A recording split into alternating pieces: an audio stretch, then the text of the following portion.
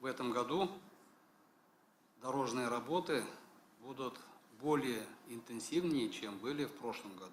На дороги республики направят 250 миллиардов рублей. Это рекордные суммы. Основная часть на строительство трасс М7, М12 и Шали-Бавлы. На региональные дорожные работы выделят 70 миллиардов. 14 из федерального, 53 из республиканского бюджетов. Это очень серьезные цифры.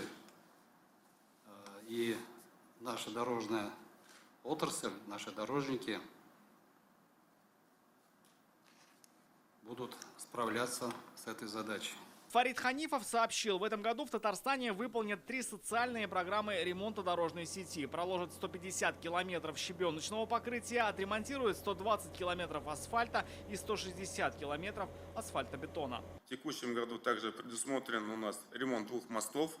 Это через реку Кама и Архаровка на автодороге Казань-Оренбург, а также путепровод через трассу М7 на 922 километре.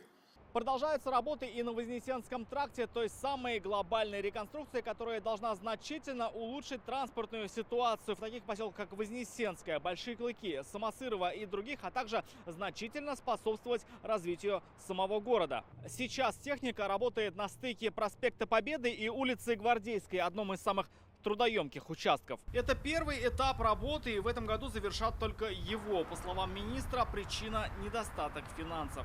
В связи с тем, что всех финансовых средств на завершение второго этапа у нас сегодня не хватает, поэтому было решено выполнить наиболее трудоемкие участки дорог. До конца года дорожники достроят развязку, проложат дорогу, завершат все наземные и подземные искусственные сооружения. Кроме этого, продолжится расширение Горьковского шоссе и реконструкция моста на Назарбаева.